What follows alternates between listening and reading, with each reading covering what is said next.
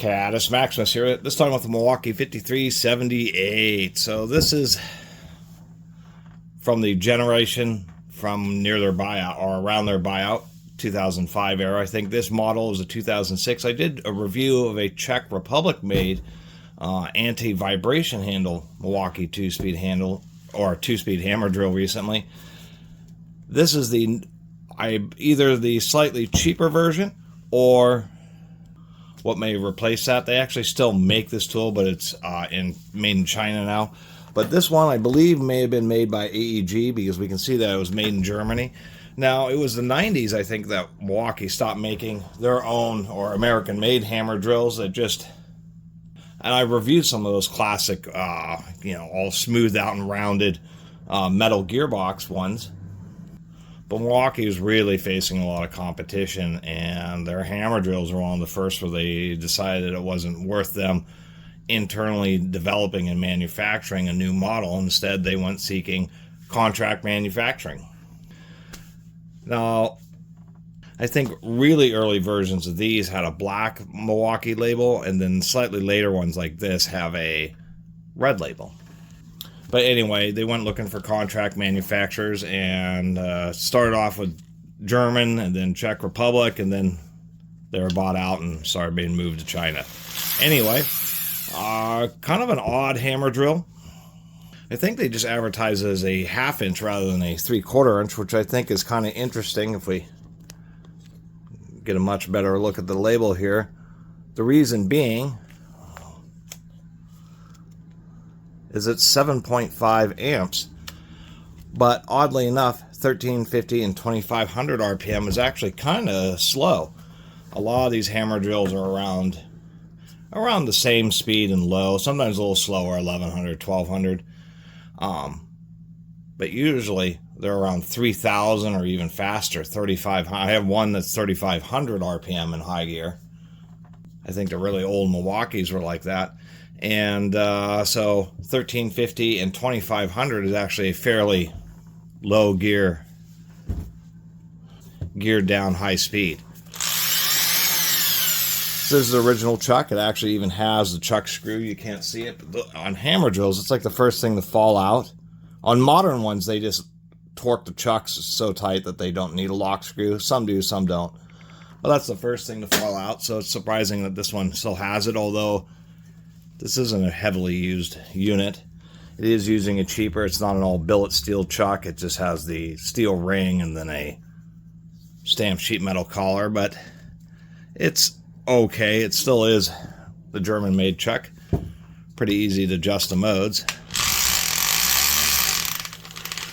Seems to hammer pretty good. It does have a spring-loaded mechanism for the gear change in the gearbox, and I commented on some other hammer drills. Some have that, some don't. Some, when you turn the lever, it will stop, and you have to jiggle the chuck a little bit to get it to shift gears. This one, you can just shift however you want, and then when you turn the chuck, you'll hear it lock in.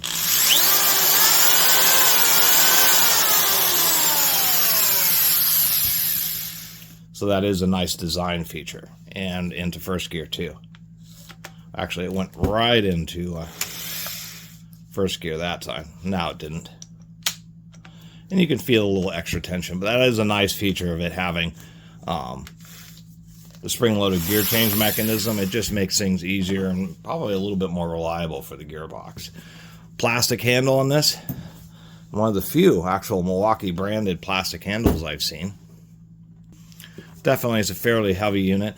What's kind of hilarious about being 7.5 amps at 2500 RPM, that'd be 900 watts, is just the common 3/8 DeWalt drill. This is one of the most common in the current era, probably for 15 years now, to tell you the truth. The most common, just corded 3/8 hand drill that's still remaining on store shelves like Lowe's and Home Depot, those kind of places. So I run into a lot of these. This is 8 amps, 960 watts at 2500 RPM. So I find that kind of amusing that this drill in high gear is huge. And it's about the same power as what is a common 3/8 drill. Although these 3/8 drills are a far cry from what your grandpa had the old Black & Deckers, which had like 3 amp, 360 watt motors at 2,500 RPM. These things are pretty stout, which is why I buy them, because having a big motor and pretty high gearing used to be the purview of things like 2-speed hammer drills, where you had a big tool where you could put in a big motor and a big gearbox and get big power and high speeds, like running bigger bits through plastics and just various other situations, running wood spade bits where you just want to get the holes done quickly. It's one of the reasons they just kept on increasing the power, especially DeWalt. The history of these drills, when they first came out with them in the 90s, it was like 4 amp motors, and then 5.4, 6, 7, 8, and then they stayed at 8 for about 15 years because that's like enough power. So it's labeled the 5378-20. A lot of Milwaukee tools have that dash prefix to indicate tool only versus like -21 for tool and case. A little bit odd, but the model, you could always find them just by the first 4 digits. Anyway, one other thing I was noticing that I am not sure if it was that actual Czech Republic made Milwaukee, but if we look down in there, what you're seeing is not the top of a ball bearing. What you're seeing in there is an actual dedicated shaft seal in the end of this, so that the dust doesn't get into the gearbox. And almost all manufacturers, they simply rely on rubber sealed ball bearings and that one rubber seal, but that little rubber seal that's integrated into a ball bearing is a very thin seal and not particularly robust.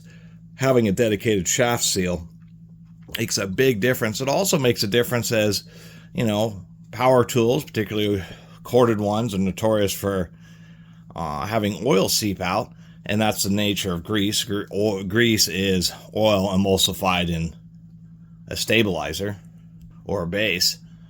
When things get hot, the oil separates, and that's how it actually lubricates the parts. But, with hammer drills, particularly if you're doing a lot of downward drilling, the oil flows to the front of the gearbox, ends up seeping, through those thin little seals on a rubber sealed bearing.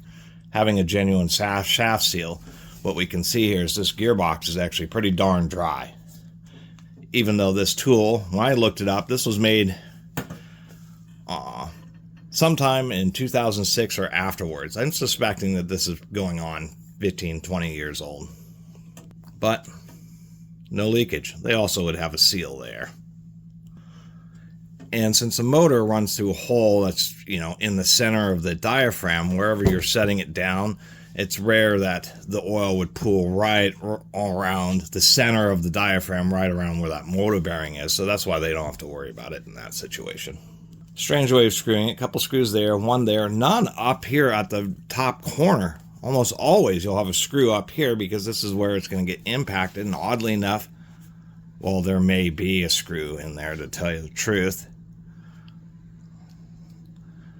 This has one of those kind of squishy, you can see those dimples. It's like little air pockets. It's, it's some kind of squishy type handle. There actually may be a screw up here, and you have to pop this off. And indeed there is. So like the Czech Republic one, you do have to pop off this grip. You can see that dimpling that they have there. Interestingly enough, so we have 5 screws, but I believe that these front screws also are cross-screwed onto this part of the body. So that's, many times, this section of the housing will be a one-piece mold with the handle put onto the back, like so many other tools. But oddly enough, they kept the clamshell handle, but they still had front screws, so it's just kind of like a cordless drill where you have screws coming from multiple directions. I was looking up this tool. There's actually quite a few videos, and actually several repair videos, and I don't know if it was this tool,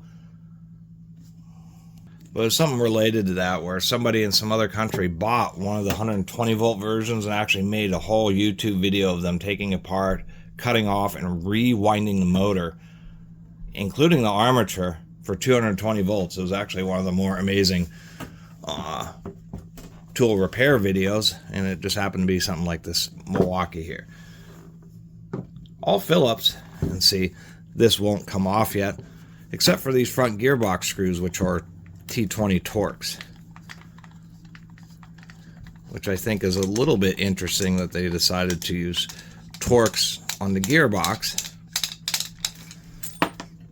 but use Phillips for the handle. Here's something kind of trick on basically all tools where they have a clamshell and the stickers over the seam of the clamshell. Whenever you service them, you have to cut the sticker. Actually, a lot of tools have a perforation right there, so the sticker will tear when you open them up.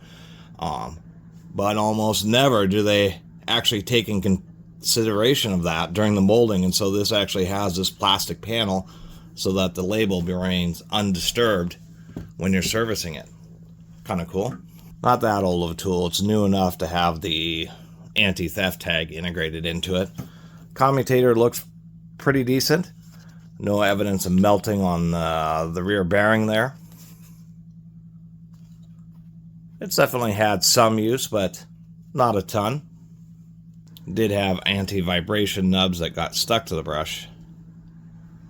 But they have one for the trigger, and they have ones for the brushes themselves, just to keep them from rattling around. And a tool like a hammer drill is actually pretty wise and actually helps the brushes last longer.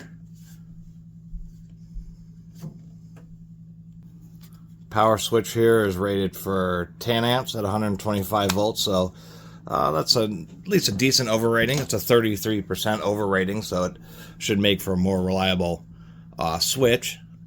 And it is a hallmark of good tools is having overrated switches, so that because electric motors have high amounts of surge currents. And so when they specify triggers for or switches that are the same as the maximum output rating, they can be less reliable, especially under heavy-duty operations, because they just have less overhead. So I thought I had dropped. It had these little rubber bushings to help prevent the field, gosh darn it, the field from rattling around, and I've talked about that issue in tools. Thought I had dropped one, but actually on the opposite half here, it's also only has one in the back, not one in the front, even though there's a provision for it. I think that's kind of funny. Gear change is a lost motion system, like so many transmissions, including automotive.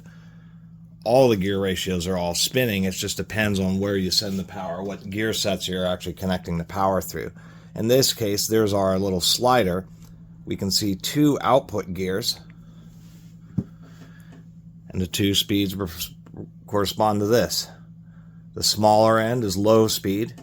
It's driven on the front, so when you switch the clutch to low, there's splines on the spindle.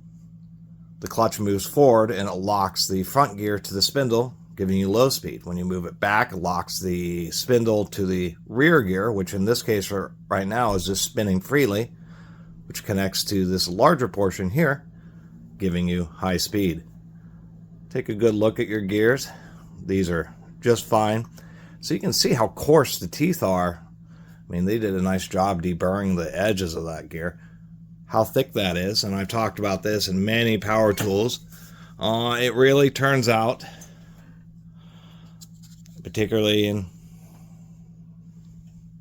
high power density, non-oil oil bath lubricated, the coarser teeth just last longer than the finer teeth. Finer teeth are quieter, but it's just all about that cross-sectional area. So we can see a 4-tooth arbor.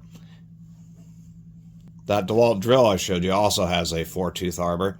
We can see that is not the top of the bearing that's turning with that gear. That's actually what's known as a grease slinger. So any grease that does try to get in there will get hit by that and thrown back around. Oh, here's our flashlight. Needle bearings on the idler gear. Where the spindle slides back and forth and is rotating, they're using a sleeve, which is just fine. How the hammer mode is engaged and disengaged is there's just a pin with a flat, so when you put it in hammer mode, the flat's exposed. When you put it in drill only, the outer curved portion it's pressing against this pin, and then there's actually a ball bearing down in there, and so that just allows the spindle to be able to shift backwards far enough to engage the hammer teeth, which are actually right up here in front. Proper gearbox, it's like that Bosch, where you have a plastic outer cover, but it's actually an aluminum diaphragm or aluminum gearbox. Actually, it's different than the Bosch a little bit, because the Bosch was still an all plastic front end, but this is an all metal gearbox, metal in the front, and the same thing with the diaphragm. It's also a metal insert with plastic surrounding it, so it is overbuilt in that regard. The plastic, in this case, the plastic is insulating some of the heat of the gearbox, but it's also providing a lot of durability and just mechanical protection of abrasion and getting dropped and that type of stuff. It really is pretty nice.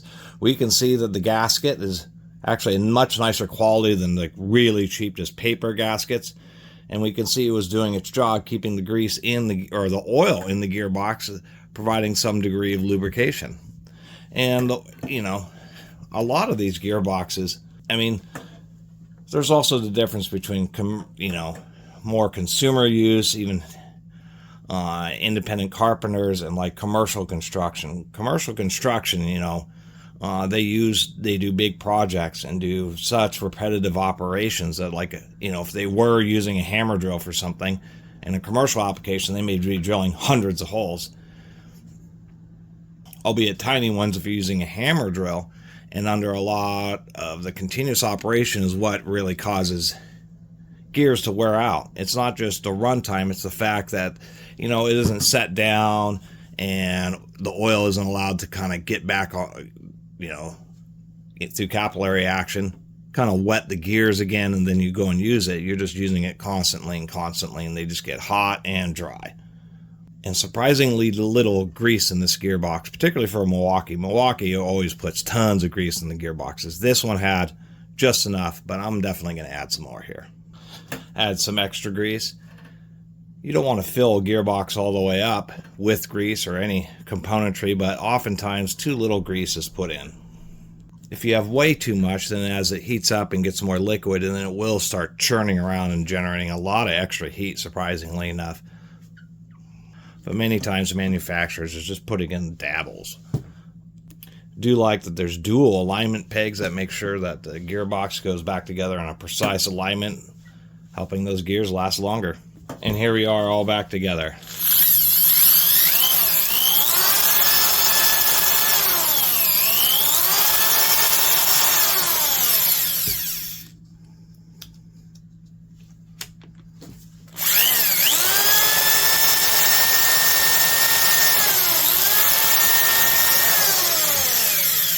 Sounds a lot better. Once you start hearing a lot of like rocks in the gearbox sounds, a lot of times that isn't really any problems. It's just that, like in this case, it's just gotten so little grease, so dry in there that the gears are basically just rattling around. The reason it sounds like a box of rocks is because those darn gears are made out of super hard steels.